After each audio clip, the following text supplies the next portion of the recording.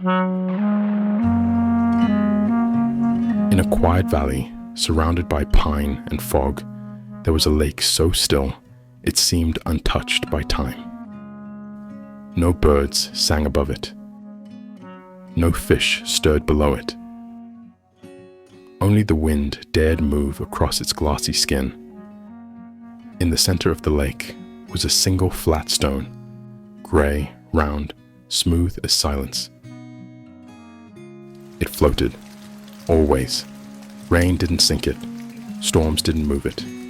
It simply remained. The villagers said it was a listening stone. They called it Makoto, truth. For generations, a ritual had been kept. Anyone who wished to prove the honesty of their heart would stand at the edge of the lake, speak their truth aloud, and throw the stone into the water. If they had spoken truly, the stone would float. If they had lied, it would sink. No one knew who made the rule. No one questioned why it worked. It just always had. And so people came to confess, to justify, to be seen or forgiven. Sometimes the stone would float gently, like a leaf. Other times, it would vanish beneath the water in seconds, and no one ever argued with what it revealed. Until one day, a man named Ren arrived. He was quiet, older than most who came, not seeking redemption, not attention. He stood by the lake as the sun bled across the horizon and said one sentence, calm and clear. I have never lied in my life. And he threw the stone. It sank instantly. The splash was sharp, quick. Then silence. Ripples bloomed, then vanished, leaving only stillness and absence. The stone was gone. Ren stood motionless. Behind him, a handful of villagers watched, murmuring. A boy whispered, "It sank." An old woman crossed herself. Another simply turned away. They had all seen it. A man declare his truth, then be swallowed by the water. But Ren didn't move. The wind pressed against the back of his neck, cooler now, like the lake itself had turned its face from him. His jaw clenched. His breath slowed. He looked down at his hands. Steady, calloused, clean. I meant what I said, he whispered to himself. But something inside him shifted. He walked away from the lake. Slowly. Each step heavier than the last. Not from shame, but confusion. Doubt didn't scream. It echoed.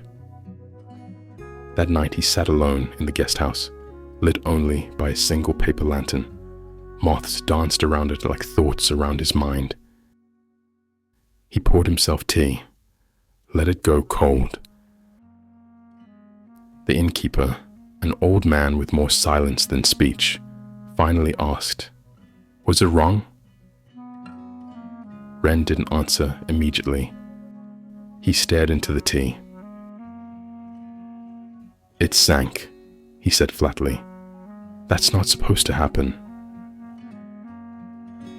"Unless," the innkeeper said, refilling the cup, "you said something you believed was true, but wasn't." Ren looked up. "You're saying I lied without knowing?" The innkeeper shrugged. "Sometimes the deepest lies are the ones we tell ourselves." That night, Sleep did not come easily. Ren lay on the straw mat, eyes open, heart tight. The wind outside whispered through the bamboo walls, and every creak felt like a memory crawling back into the room. He closed his eyes and searched for the moment. The first lie. But nothing came, so he searched for something subtler. The moments when silence should have spoken, the times he nodded when he should have questioned, the times he smiled when he wanted to leave, the promises made with good intent and never kept. And then he saw it. He was 17. His younger brother stood in front of him, eyes wide, holding a broken tool, their father's tool, their late father. "Did you do this?" Ren had asked. The boy hesitated, frightened, then nodded. Ren had seen the truth in his face. The boy was lying. It was Ren himself who had dropped it, broken it. But he let the lie stand, let his brother take the blame, let the silence cover it like soil over a seed. It had grown roots. Ren's stomach turned. His breath grew shallow. "I believed I was honest," he whispered. And he had been. On the surface, in words, in story, but not in weight, not in consequence. Because truth isn't just what you say, it's what you carry.